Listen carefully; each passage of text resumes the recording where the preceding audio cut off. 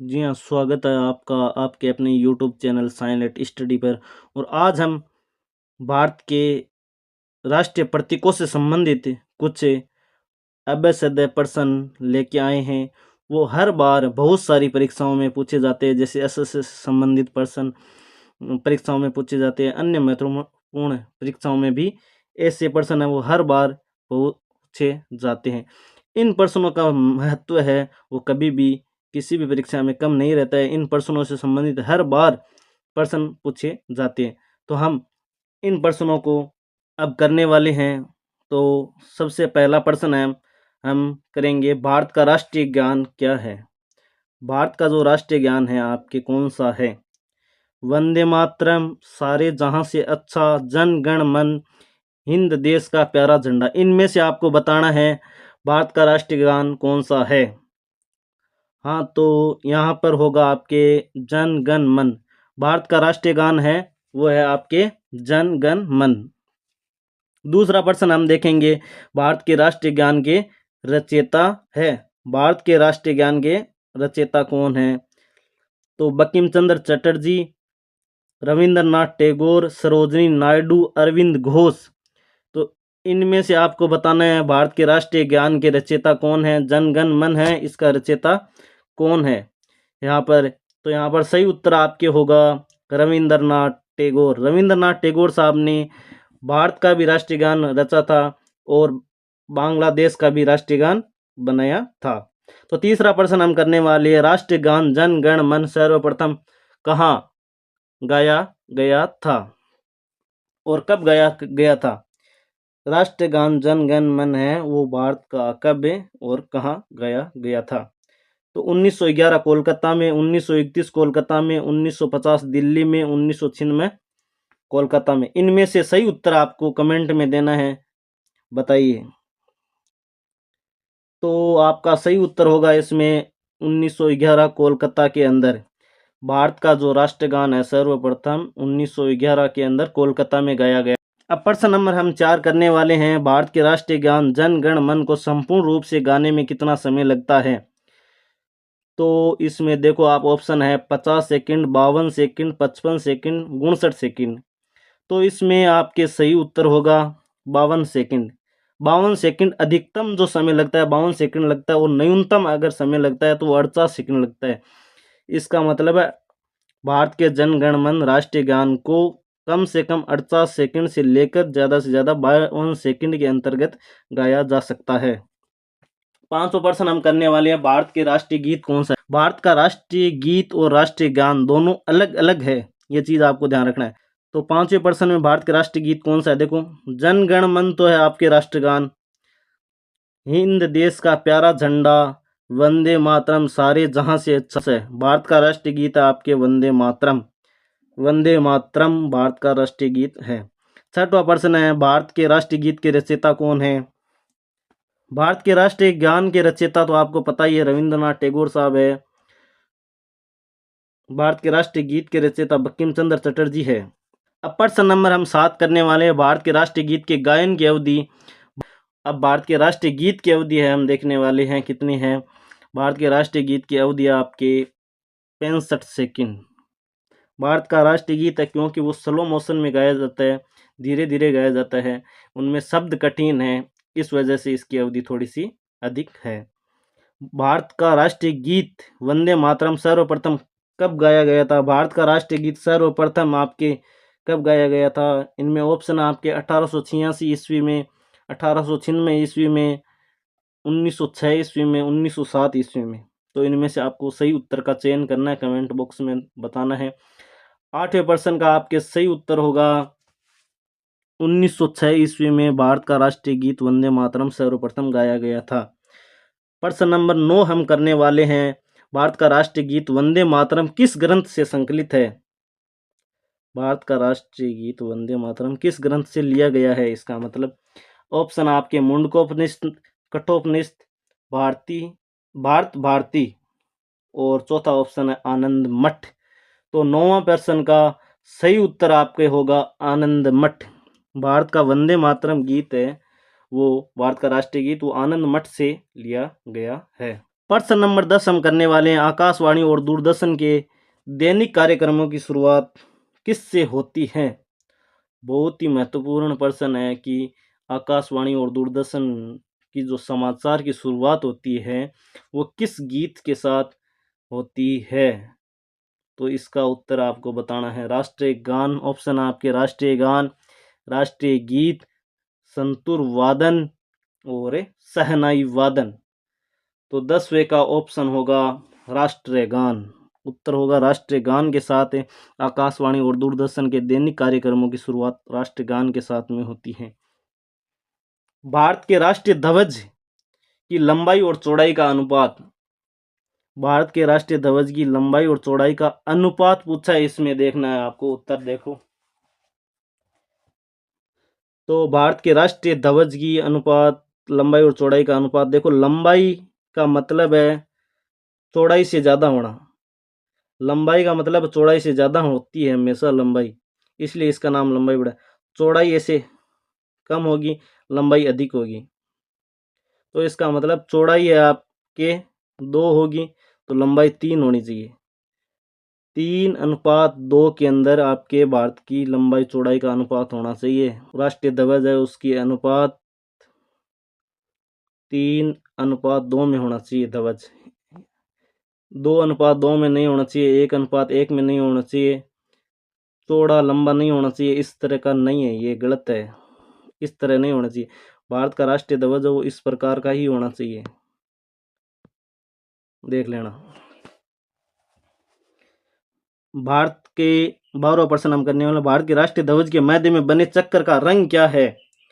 ये बहुत ही महत्वपूर्ण प्रश्न है। हम भारत के राष्ट्रीय ध्वज में 3 रंग देखते हैं महत्वपूर्ण, क्योंकि वो 3 पट्टियों के रंग होते हैं, परंतु उसके अंदर जो धर्म चक्र है उसका रंग थोड़ा अलग होता है।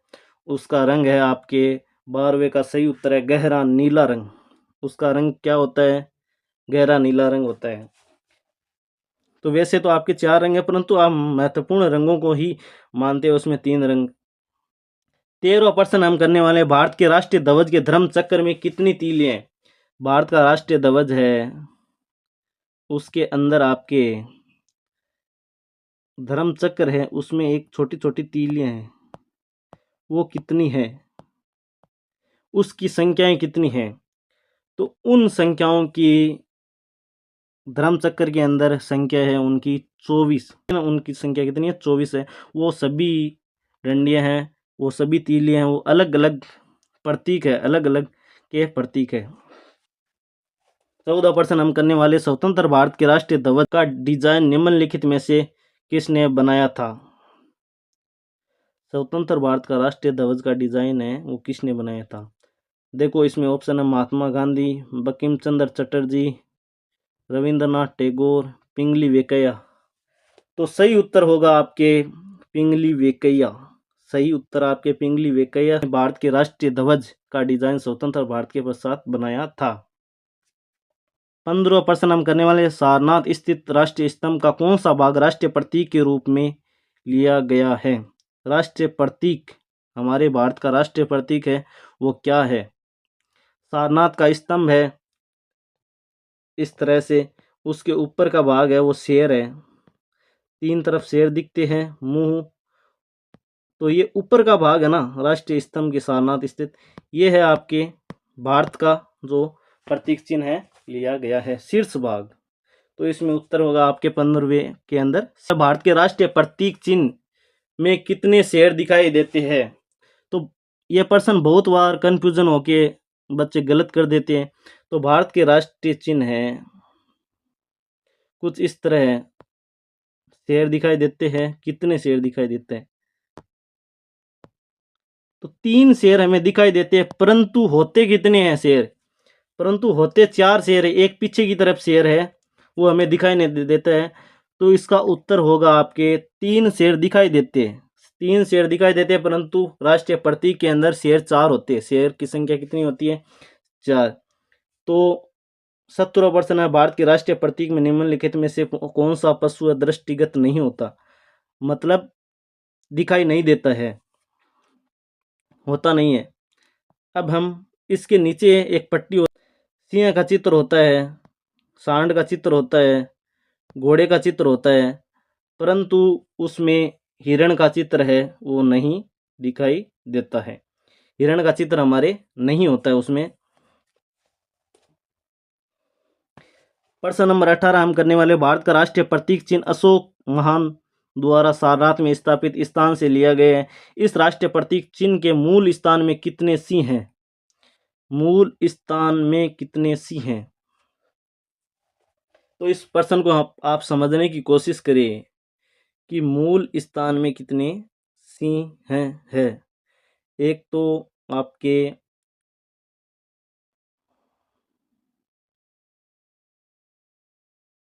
मूल स्थान में मतलब यहाँ पर